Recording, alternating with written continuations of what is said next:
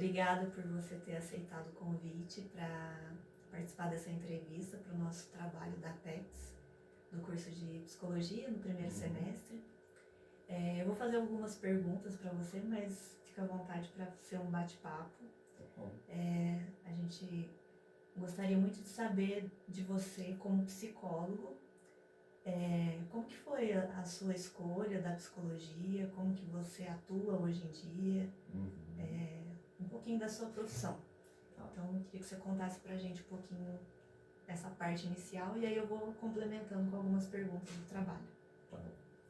Bom, primeiramente agradeço, né, pela opção aí em escolher e a oportunidade de eu poder falar aqui para todo mundo, né, que vai compartilhar essas informações. A minha carreira na psicologia, eu diria que foi uma coisa, acho que normalmente diferente do que acontece para as outras pessoas, ou para a grande maioria, né? Porque eu não tinha pensado em psicologia inicialmente, fiz outra faculdade, fiz ciência da computação, e depois depois já de um bom tempo de trabalho, aí que eu decidi redirecionar minha carreira. E fui fazer psicologia, sou formado no FAG, concluí a psicologia, aí estava trabalhando em empresa, mudei a minha carreira para uma carreira de psicologia organizacional, atuação em gestão de pessoas, e depois eu decidi, em 2022, entrar na carreira acadêmica, como supervisor de estágio na FAG, e paralelamente eu fiz também uma formação específica em terapia de aceitação e compromisso, e hoje, além de trabalhar na clínica, além de dar aula, né, supervisão de estágio na FAG, então eu também tenho essa carreira clínica. Ah, legal. Então, que anos que você formou na Unifaz? Me formei em 2014. 2014. E aí você ficou um período na psicologia organizacional. Isso. E depois você fez a transição para a psicologia clínica. Isso. Aí eu fiz uma especialização em psicologia organizacional do trabalho, que inclusive é reconhecida pelo CFP, né? E aí eu tenho o título de especialista em psicologia organizacional e do trabalho. Ah, legal. E hoje em dia, então, você trabalha como psicólogo clínico na abordagem ACT. Isso, hoje em dia além do isso. trabalho na Unifaz. Isso, além da carreira de docência, eu trabalho na clínica. Ah, legal. Ô Glaucio, conta um pouquinho pra gente como que é essa atuação do psicólogo na psicologia clínica, especialmente na sua abordagem ACT. Como que é, assim, quais são os desafios, os problemas, o que você teve que estudar específico para atuar como psicólogo clínico? Essa abordagem é uma abordagem que, assim, não é tão recente, né? Ela tem aí uma história já de vários anos, mas ultimamente ela tem aparecido mais, né? Então é uma abordagem que propõe aí uma flexibilidade psicológica para variabilidade comportamental, trabalha bastante a questão da esquiva, que a gente chama de esquiva experiencial, né? Que é quando existe essa dificuldade de entrar em contato com os eventos privados.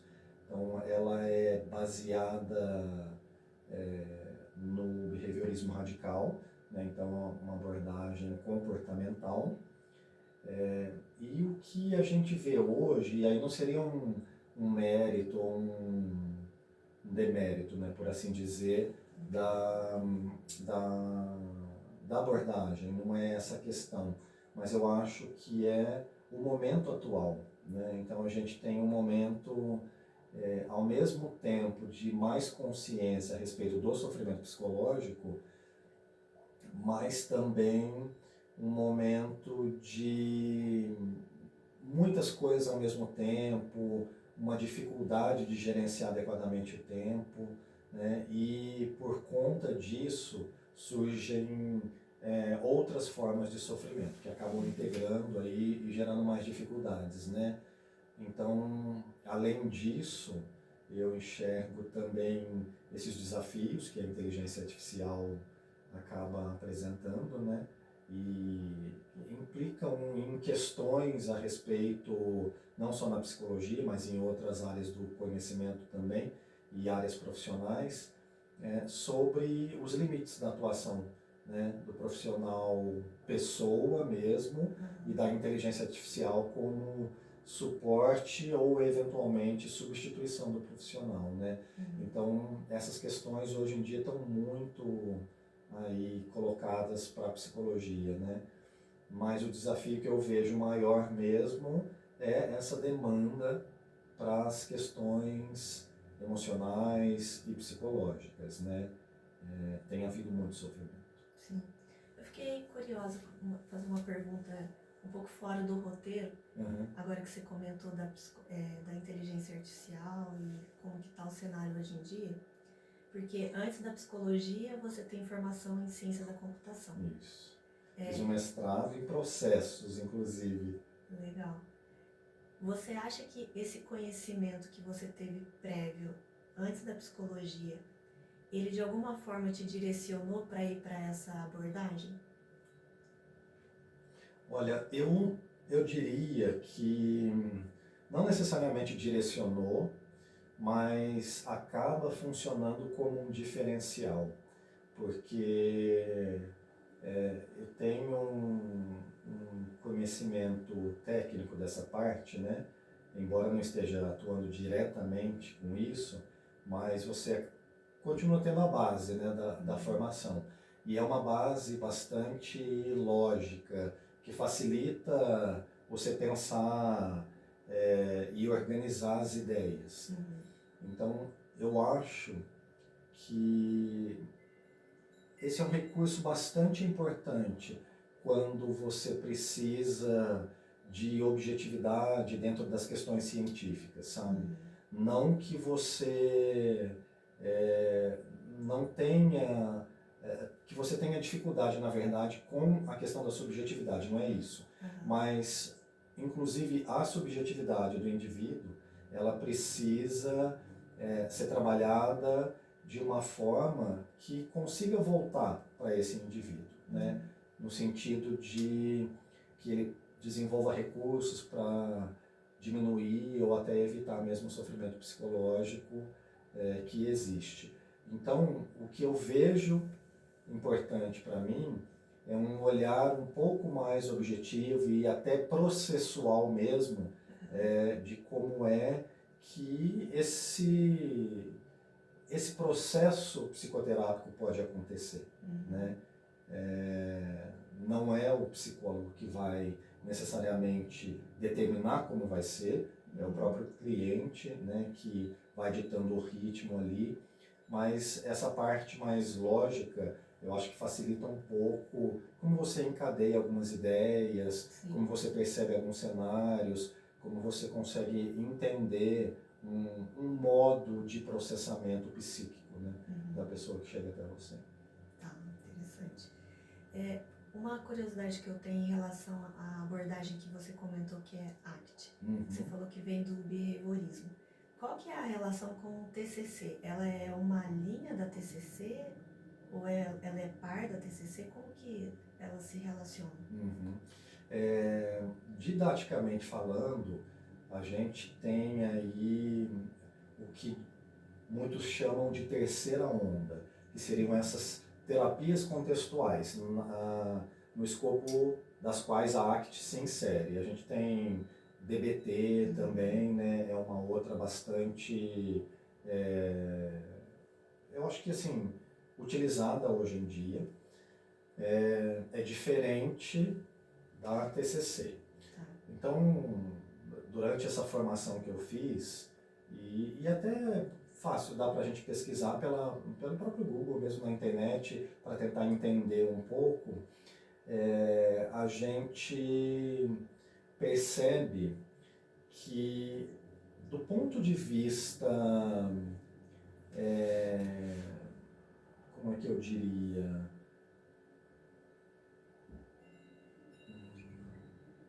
epistemológico talvez, eu acho que em termos de concepção mesmo, A ACT está mais voltada para o behaviorismo radical e mais alinhada com a análise aplicada do comportamento do que a TCC. O pressuposto é diferente de cada uma delas, sabe? A TCC, embora tenha aí algumas coisas do behaviorismo, a forma de encaminhar as questões na TCC é um pouquinho diferente. Né? As intervenções são diferentes. São diferentes. Mas a raiz das duas, a gente pode dizer que seria a mesma? Que seria o behaviorismo? O objeto da ciência psicológica para essas abordagens é o mesmo, que é o comportamento. Mas, no caso da TCC, a gente tem as questões de alteração da cognição, né, como responsáveis pelos comportamentos. Né? Então, você trabalha cognição, emoção e, consequentemente, comportamento.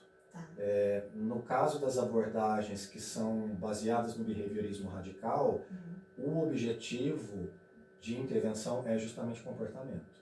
Então, você vai trabalhar para a modificação do comportamento, né? Para que você tenha essa flexibilidade psicológica, né? Exercitar formas diferentes de lidar com pensamentos, com emoções, com memórias, com sensações corporais, né? Porque tudo isso são comportamentos. A diferença é que o comportamento visível, né, você consegue observar e ele é a mesma coisa para dois observadores.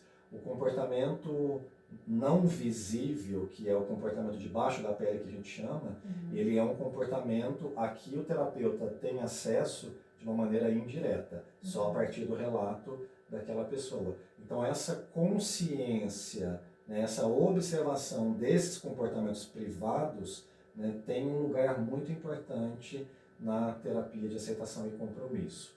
E isso só faz sentido que aconteça dentro de um contexto. Então, por isso são terapias contextuais. Né? Você precisa entender o contexto para entender todas as variáveis que interferem nos comportamentos, né? Identificar as funções que existem ali. Legal.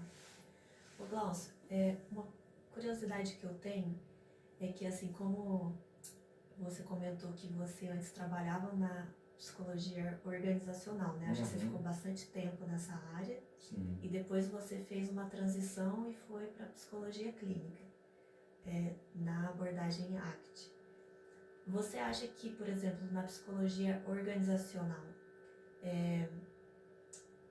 você acha que tem alguma integração dessas duas áreas da psicologia, o psicólogo na organização e o psicólogo na clínica?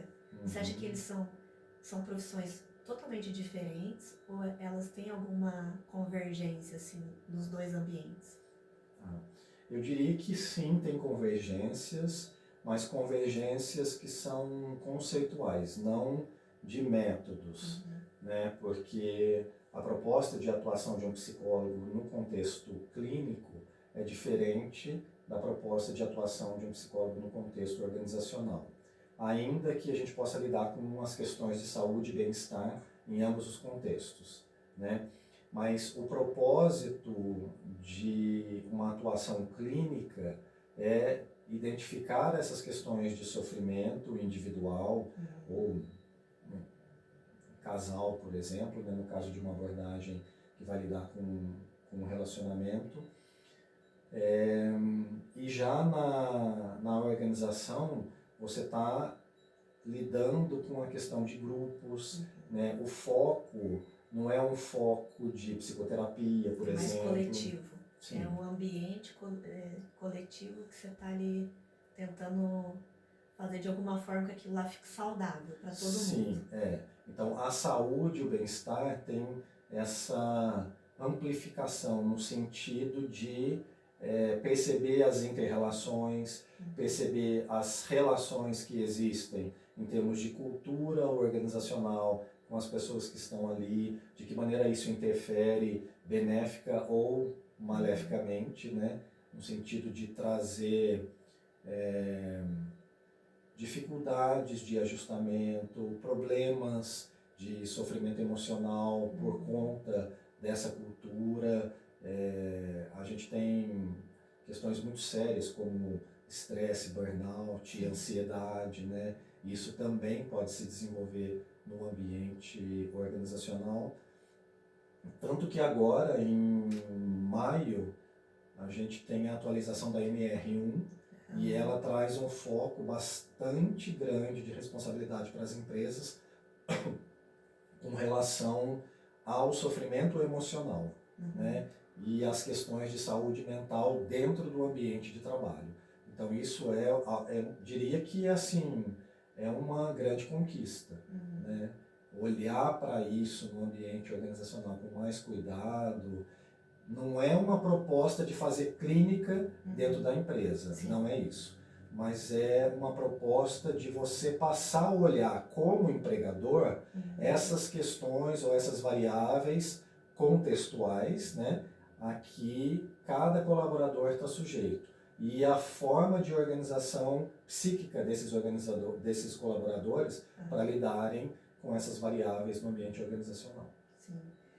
Eu fico pensando que, não sei qual que seria a sua opinião em relação, por exemplo, pensando no mercado de trabalho da psicologia, principalmente agora com essa normativa. Como que você vê, por exemplo, o mercado de trabalho, tanto na organizacional, que eu acho que agora é uma norma que tem que ter o psicólogo nas organizações, olhando para esse contexto, mas como que você vê também o mercado de trabalho na psicologia clínica? E assim, acho que hoje já está muito diferente do que estava, sei lá, 5, 10 anos atrás. Hoje já está muito diferente, principalmente depois da pandemia. E como que você vê, por exemplo, principalmente agora vindo com essa avalanche de inteligência artificial, algoritmo humanizado, né, entre aspas, como que você vê assim para frente, para o futuro também, como que vai ser esse mercado de trabalho para os psicólogos que vão se formar daqui 5 anos, 10 anos? Eu vejo que a gente tem estabelecido novas relações no sentido mais amplo da questão. Então, por exemplo, o que a pandemia trouxe? Uma das coisas que a pandemia trouxe foi uma oportunidade que até então era limitada, né, que foi a de você trabalhar de casa. A própria psicologia, até então, tinha restrições a respeito dos atendimentos online, né? E recentemente a norma de prestação de serviços da psicologia por meio de tecnologia da informação, ela tirou a obrigatoriedade de que o psicólogo se cadastrasse no sistema, que houvesse um certo rigor, né, ou um certo controle para que isso acontecesse. Então, isso já foi estabelecido. Empresas, né, estão aí às voltas com essa questão de produtividade fora do ambiente de trabalho e em casa, por exemplo, né? Algumas estão retornando para o escritório. Então, isso foi uma coisa que já mudou bastante. Isso, do ponto de vista das relações de trabalho, reconfigurou muito. Por outro lado, observando sob a perspectiva psicológica, a gente passou a enxergar várias dificuldades que surgiram, vários níveis de sofrimento psicológico por conta dessa nova organização do trabalho. Então, a sua casa não é mais a sua casa exclusivamente, né? Existe uma dificuldade de você conseguir definir os limites, né, do que é pessoal, do que é profissional. Então, esse equilíbrio entre vida pessoal e vida profissional é algo que está muito evidente e precisa, de fato, ser trabalhado. E está no escopo dessa nova versão da NR lidar justamente com isso. Então, trazer mais responsabilidades para as empresas no sentido delas terem esse olhar para como essas coisas interagem, né? De que maneira o profissional entra no pessoal e de que maneira o pessoal também, não desgruda do profissional, né? E de forma que não haja prejuízo. Porque, lógico, socialmente falando, né, a gente tem um papel muito grande, representativo do trabalho na sociedade, nas representações, né, que a gente tem, nas relações que a gente estabelece. Então, é importante, mas não é a única coisa. A gente tem que ter um tempo para lazer, para socialização, para além do trabalho, né? E o home office, por exemplo, ele trouxe uma certa dificuldade para a gente conseguir estabelecer e respeitar esses limites. Então, isso eu acho que é um grande campo para a gente atuar, tem bastantes perspectivas aí. Com relação à inteligência artificial, ainda volto nesse ponto das novas relações, né?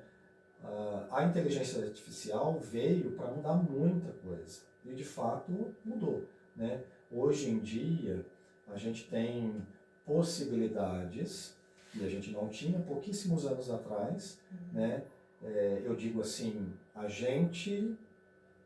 pessoas comuns, né? Antes a gente tinha inteligência artificial, quando eu fiz, por exemplo, a primeira formação em ciência da computação, né? Eu me formei em 99 e, claro, a gente já tinha várias discussões sobre inteligência artificial, mas isso era muito limitado, era né? pouco acessível, era caro, né? Pouquíssimo acessível. Isso era voltado para a pesquisa, para o meio acadêmico, empresas maiores que tinham condições, né, de bancar os estudos, né, e desenvolver alguma coisa, estavam à frente da tecnologia, né? Mas hoje em dia isso está disponível para todo mundo, no celular, né, que a gente tem. Isso facilita muito algumas coisas do dia a dia, na verdade, muitas rotinas do dia a dia. Isso ajuda a gente a aprender mais, a otimizar o tempo, né? Você acha que essas tecnologias que a gente tem hoje em dia, elas de alguma forma ajudam na psicologia clínica, como psicólogo? Você acha que o psicólogo ele consegue fazer uso disso para, não sei, melhorar alguma atividade, automatizar alguma atividade, ou ela ainda não chegou nesse ponto? No sentido de automatizar, eu diria que não, a questão da inteligência artificial, embora a gente já tenha no escopo clínico vários testes, por exemplo, instrumentos psicológicos, né, que foram adaptados para esse meio eletrônico. Inclusive, o atendimento online pode se beneficiar disso, né? No caso de um processo de avaliação psicológica que precisa ser realizado de forma online, né, você tem ferramentas que podem ser utilizadas justamente porque elas foram adaptadas para a utilização em meio remoto, né, de maneira online. Mas em termos de automatização das tarefas, no ambiente clínico eu não vejo. Eu vejo que ajuda muito na capacitação do profissional, né, no sentido de obter mais conhecimento, né, Ficou mais fácil esse pesquisar, acesso, né? sim. Isso eu acho que ajuda bastante, né? Porque a gente entende que a base de conhecimento acaba se ampliando, né? Para além daquilo que a gente consegue fazer, né? As relações que se estabelecem. Eu acho que você pode adaptar essa ferramenta para o seu estilo de aprendizagem. Então, por exemplo, eu posso ser uma pessoa mais lógica, teria uma tendência, por exemplo, a compreender e a organizar melhor as ideias por meio de um mapa mental. Né? Posso utilizar a inteligência artificial de maneira a organizar um conjunto de informações dessa forma que para mim é mais fácil de assimilar. Então, nesse sentido de capacitação, eu acho que ajuda bastante. Sim. Só que também a gente tem que tomar o cuidado, né? Que tanto de um lado quanto do outro, porque a gente tem ouvido discussões sobre pessoas querendo fazer terapia com a inteligência artificial no celular. Então dizem que não vão precisar mais do psicólogo. E o psicólogo também não pode usar a inteligência artificial para fazer o seu trabalho. Sim. Né? Então não adianta fazer uma avaliação psicológica com a inteligência artificial, né? Isso não funciona. Então, tanto em um caso quanto em outro, seja um leigo, seja um profissional com conhecimento, sei lá, um conhecimento mais específico, a ferramenta nunca deve substituir aquilo que a gente vai fazer. Sim. A ferramenta deve dar suporte para aquilo que a gente vai fazer. Sim. Eu acho que nunca vai ser substituído, né? Uma coisa não vai ser substituída pela outra, né? É sempre você vai utilizar daquilo para fazer o seu trabalho de uma forma mais eficiente, mais rápido, enfim. Você vai utilizar como uma ajuda para você. Sim. Como profissional. Eu acho que não só psicólogo, né? Qualquer profissional. Sim. Então, no meu ponto de vista, parece que vai chegar lá, assim, dos psicólogos adotarem essas tecnologias para ajudar no dia a dia mesmo. Sim. Que, de alguma forma, elas vão melhorando, né? Vão ficando mais eficientes até o ponto de falar, essa tecnologia me ajuda e eu confio e realmente vai me trazer um resultado melhor do que se eu não tivesse. Sim. Uma coisa que eu acho que contribui para isso é justamente a inserção da tecnologia no processo de formação. Então, quanto mais você tem exposição dentro daquilo que vai ser o seu escopo de atuação, então você está fazendo psicologia e você está exposto à inteligência artificial, dando suporte na formação de psicologia, então mais facilmente você vai integrar isso na sua rotina profissional. Sim. Né? Mas eu acho que realmente tem uma vantagem muito grande e eu acho que agiliza muito o aprendizado. Mas, por outro lado, tem que ser usado com muita responsabilidade, porque senão você não consegue se aprofundar. Você fica só naquele mapa mental, estuda só algumas coisas meio superficiais para fazer uma prova, um teste, e não lê um livro, não lê um texto. Então, eu acho que tem que ter muita consciência de como usar, né? Sim. Porque senão fica um negócio meio no automático, né? Na medida em que você não tem recursos adequados para que você crie essa base de conhecimento para a inteligência artificial, você não pode esperar um resultado que seja satisfatório. Sim. Então, tem muita coisa que não está totalmente disponível ou totalmente acessível, né? Muitas pesquisas, né? Então, para que a gente tenha uma inteligência artificial, acho que do estado da arte, o acesso deveria ser irrestrito ao conhecimento. Sim. Coisa que hoje em dia não acontece, né? Então, eu acho que a gente vai ver como isso vai evoluir, né? Mas que, assim como essa forma de trabalhar fora do ambiente físico das empresas, né, que a gente está vivenciando agora, a relação nossa com a inteligência artificial, com todas essas questões tecnológicas, também é algo que está aí para ficar e a gente só vai aperfeiçoando daqui para frente, né?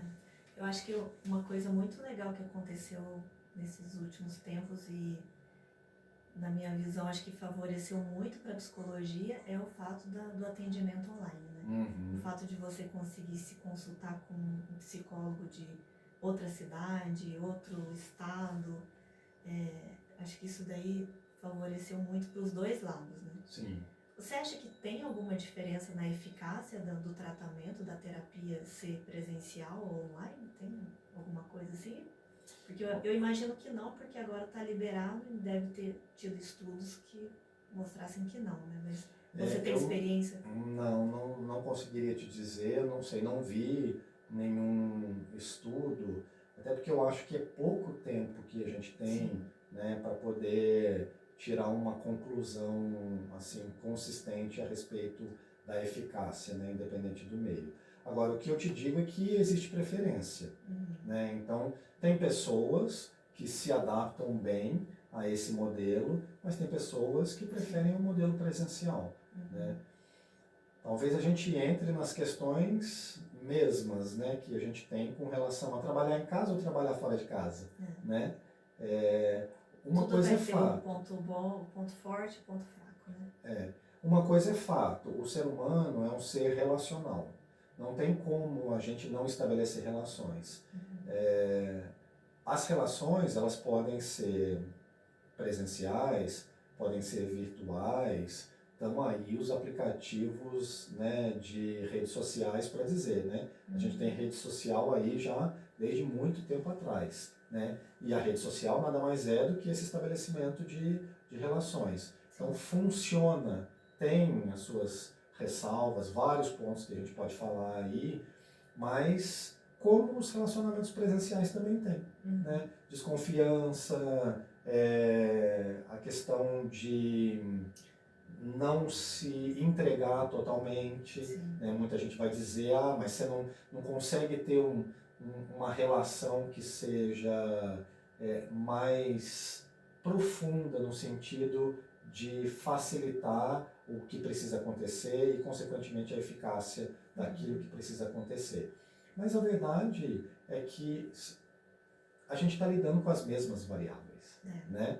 O que pode atrapalhar um vínculo, né? O que pode atrapalhar uma adesão ao tratamento, por exemplo. O que pode atrapalhar o compromisso da pessoa. Isso não sei se tem muito a ver se é presencial ou se é virtual, né? Então eu acho que a gente está lidando ainda com as mesmas variáveis, mas precisando ser consideradas em contextos um pouquinho diferentes. O que, na verdade, está de acordo com as relações que a gente estabelece normalmente, né? Porque hoje em dia a gente já tem isso como forma de se relacionar em sociedade. Sim. Uma pergunta que eu tenho curiosidade assim para saber, encaminhando aqui a gente para o final da nossa conversa. Você tem bastante experiência na área, assim, desde que você se formou, até porque você atuou em 2 áreas diferentes, né? E a minha pergunta é mais no sentido assim, quando você começou a faculdade ou enquanto você estava estudando, o que você imaginava que seria atuar como um psicólogo, independente seja na organizacional, seja na clínica, e como que você vê hoje, depois de ter passado alguns anos, ter tido algumas experiências, o que você acha que mudou de antes e agora? Eu destacaria basicamente 2 pontos. Primeiro, um ponto que eu acho que é muito importante para a psicologia como ciência, como profissão, é o fato de que a sociedade, de uma forma geral, ela está mais aberta para isso. Então, hoje existe menos preconceito a respeito do que é, não que não exista, né? Existe, mas existe menos do que há, 10 anos atrás, que foi quando eu me formei.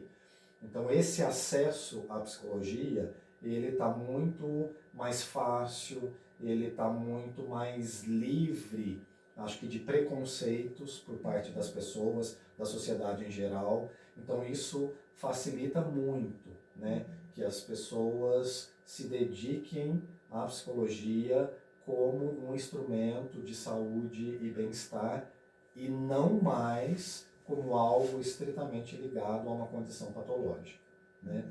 Então isso eu acho que é um ponto muito importante.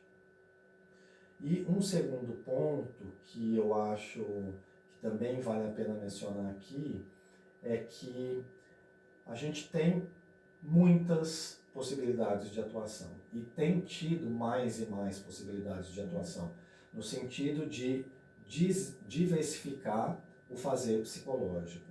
Então, hoje a gente tem contextos de psicologia que não existiam há uns anos atrás, né? Isso prova que a psicologia tem conquistado espaços, tem se mostrado importante nesses espaços e tem sido reconhecida dessa forma por quem está nesses espaços, né? Então eu vejo que as perspectivas são muito boas, houve uma grande mudança de lá para cá. A gente tem percebido no ambiente acadêmico um grande crescimento de estudantes interessados em cursar psicologia, né?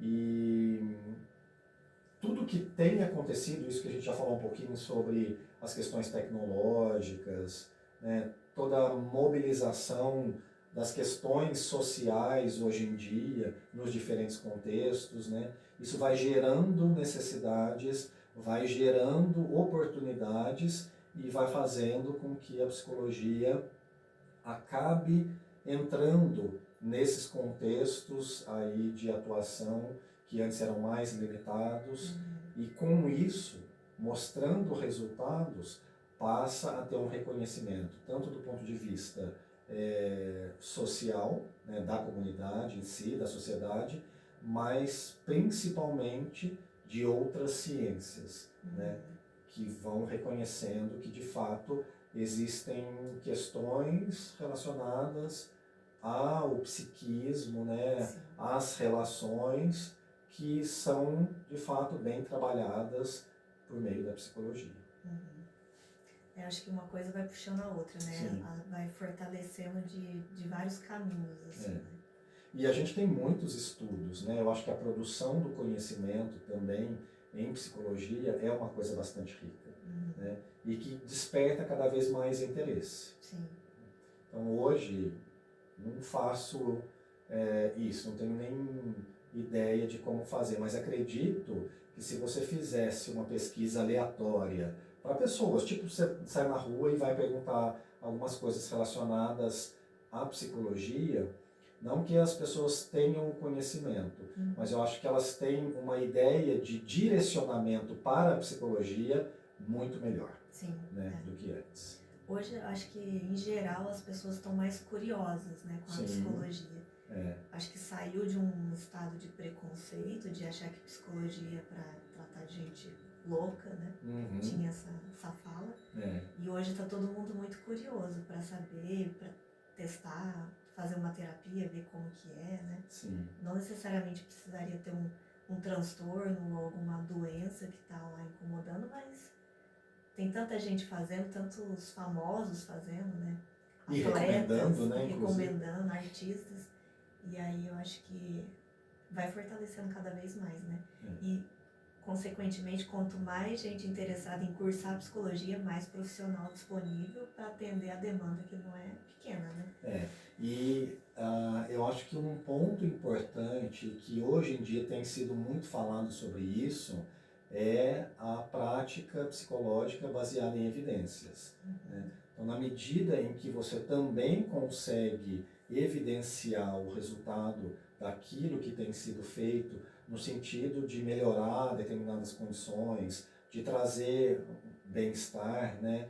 Eu acho que você vai conseguindo definir alguns parâmetros aí e isso fica mais acessível, mais claramente comunicado para as pessoas, elas vão quebrando algumas inseguranças e reconhecendo aquilo como útil. Sim. E a partir do momento que você reconhece algo como útil para você, você pode se utilizar disso, né? Porque você imagina que de fato aquele resultado vai ser conseguido, né? Ô Klaus, esse ponto que você comentou da prática baseada em evidência, eu tenho um pensamento, assim, uma opinião que eu não sei se é real, né? Mas eu imagino que, por exemplo, hoje em dia, as pessoas que buscam a psicoterapia são pessoas que estão num nível um pouco mais exigente, no sentido assim, eu vou aqui contratar um psicólogo, eu vou pagar, é o meu tempo, então eu quero ter alguma coisa que me prove que em algum determinado tempo eu vou melhorar, ou que vai ter alguma eficácia. Acho que são poucas as pessoas que vão assim, sem tempo indeterminado, disposta a ficar muitos anos ali na terapia. Você acha que isso faz sentido? Assim, você acha que as pessoas que buscam a psicoterapia voluntariamente, sem nenhum diagnóstico, mas vão em busca de uma psicoterapia, você acha que essas pessoas, de alguma forma, elas avaliam essa evidência da terapia, da psicologia em si? Olha, essa é uma ótima pergunta e uma pergunta difícil de ser respondida, porque esse é um recorte, né, que a gente faz. É um recorte de alguém que, primeiro, se utiliza de um serviço particular. Segundo, que teria um certo recurso para poder fazer uso de um serviço que seja diferenciado. Né?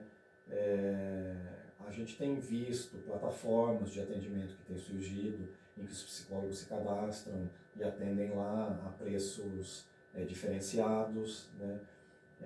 Tem vários aspectos dessa questão, mas ainda a gente tem muita gente em sofrimento dependendo da saúde pública, da assistência, né? E essas pessoas, talvez, elas não tenham tanto acesso a esse tipo de conhecimento que hoje em dia tem aparecido com relação à psicologia, né? Elas têm uma percepção, eu diria, mais subjetiva do que é a prática psicológica, no sentido de, se eu me sentir bem, foi bom, né?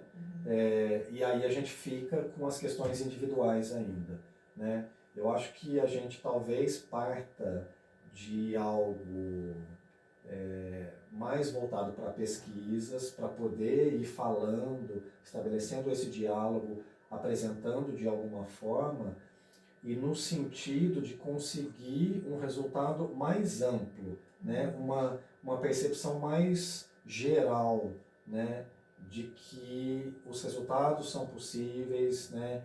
As evidências científicas, evidências de pesquisa, elas são propostas, mas para situações que podem ser generalizadas, ou de preferência cobrindo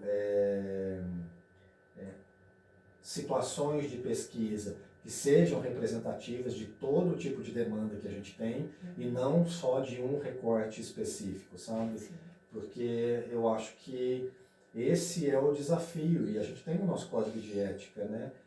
A atuação do psicólogo é no sentido de melhorar a vida em sociedade, de trazer várias coisas que diminuem o sofrimento, que respeitem o ser humano na sua individualidade, né? Então isso, né, precisa ser considerado em todo tipo de pesquisa que a gente faz, para que possa reverter para a sociedade, e não para um grupo específico, para alguém que tenha determinadas condições, sabe?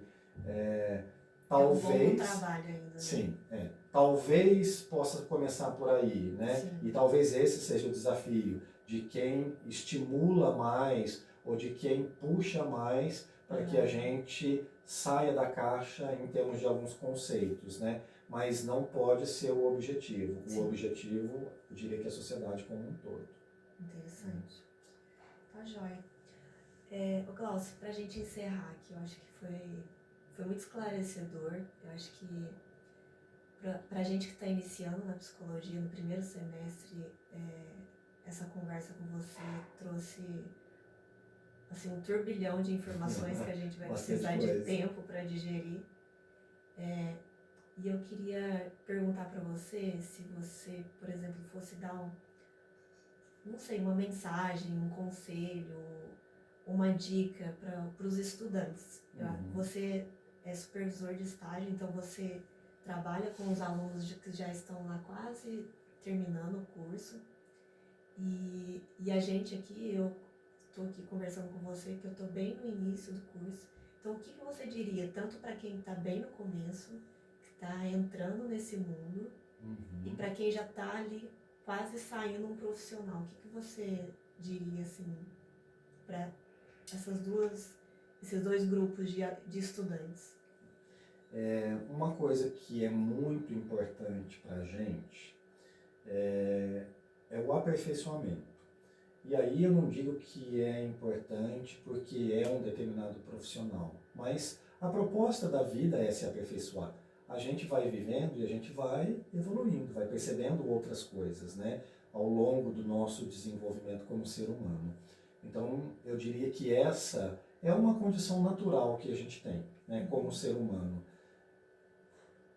A partir dessa ideia, a gente não pode negligenciar o aspecto profissional. Você não pode pensar, beleza, eu terminei a psicologia, eu tenho o suficiente para eu atuar, agora eu só quero ganhar dinheiro. Né? Isso é contra a sua evolução como pessoa. Então, se a gente está falando de psicologia, mas pode ser qualquer área de atuação, né? Qualquer profissão que você escolha. Se você se propõe aquilo e aquilo está alinhado com seus valores, isso é o que faz sentido para você, de alguma forma isso é o que te realiza, então você precisa continuar evoluindo, se aperfeiçoando, mudando, né? Porque a ciência é isso, ela não é estática, ela muda, né? O conhecimento que existe hoje, amanhã foi ressignificado, né? Foi muitas vezes derrubado. Então, isso não precisa ser só fazer algo formal. Ah, eu vou fazer uma pós-graduação, vou fazer um curso de especialização. E você achar que é só por meio desses instrumentos que você se aperfeiçoa. Não é, né? Isso vale tanto para quem já é formado, para quem está no último ano, para quem está no início. Aproveitar todas as oportunidades que aparecem como uma forma de obter conhecimento dentro daquilo que você se propõe a fazer é uma forma de você evoluir do ponto de vista profissional. Então muita gente pensa, para que eu vou usar isso? Para que serve isso? Em supervisão, por exemplo, a gente vê, é importante que eu fale o meu caso. Na hora que o colega está falando, não, o caso dele não é importante. O importante é o meu e eu já falei, né? Então, esse tipo de integração, e aí eu acho muito interessante a proposta que a gente tem na Unifage, porque é justamente a integração, né, de várias áreas que despertam esse raciocínio crítico, né, que fazem com que a gente se posicione de uma maneira crítica, né? Se você aproveita toda a oportunidade que você tem, sem julgar o que está acontecendo ali, sem se colocar numa posição de que você não precisa daquilo que você já sabe ou porque você já passou, não tenha dúvidas. Isso é o que você vai reproduzir quando você for um profissional. Sim. Independente do ambiente em que você estiver atuando. Então é sempre uma oportunidade da gente aprender. Então o que eu recomendaria é aproveite as oportunidades, ou aproveitem as oportunidades. Seja uma oportunidade pequena, a partir da sua interação com aquela pessoa que faz parte do seu grupo no trabalho da disciplina X. Seja na discussão de um caso clínico em supervisão, seja na leitura de um artigo, seja na pesquisa sobre um livro, seja na vida de relação que você percebe na sua família, no grupo de amigos, que você percebe dentro da sua empresa, que você percebe na escola onde você atua. Então, tudo oferece uma possibilidade de aprendizado. Basta que a gente esteja aberto para poder aproveitar essa oportunidade e aí tenha essa vontade de organizar de uma forma que faça sentido. Porque isso vai só se intensificar. Isso leva a um questionamento, você levanta hipóteses, sim, que é a base, né, da nossa atuação. Você vai verificar essas hipóteses por meio de um estudo, por meio de uma leitura, por meio de um curso, por meio de uma supervisão, né? Você vai levar em terapia, por exemplo, também vai evoluir do ponto de vista individual. Não é só cumprir obrigações, né? É você se entregar mesmo em cada atividade, porque vai muito além daquele exercício, daquela tarefa. E em ACT a gente tem essa questão do compromisso, né?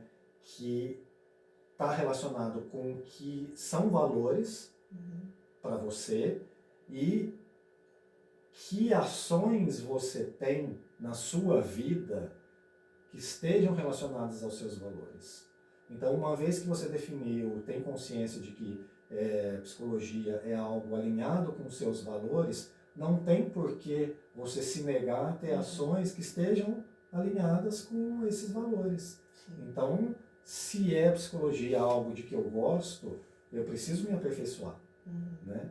Então, não tem como a gente desconectar uma coisa da outra. Agora, se não existe um compromisso, né, com a psicologia, que valores estão ali? Né? Ou há um descompasso naquilo que eu faço com relação aos meus valores. Existe um problema aqui também. Né? Então essa seria, acho que, a recomendação para todo mundo. Tá ótimo. Glaucio, muito obrigada. Eu quero te agradecer em nome do grupo, do nosso grupo, que eu estou te entrevistando, mas a gente está fazendo esse trabalho com várias pessoas. Foi muito legal a nossa conversa, o nosso bate-papo. Não foi bem uma entrevista, foi mais um bate-papo. E eu espero que a gente tenha outros trabalhos para a gente continuar essa conversa, porque eu tenho certeza que vão surgir muitas outras dúvidas, muitas outras questões e a gente vai se encontrar no curso, né? Então, sim. Espero que a gente tenha outras oportunidades. Obrigada. E eu que agradeço, imagina, pode contar comigo para o que precisar aí, para os próximos semestres, o que for necessário, estou à disposição, não só porque eu estou lá na FAG, mas sempre que precisar, conte comigo e a gente segue junto.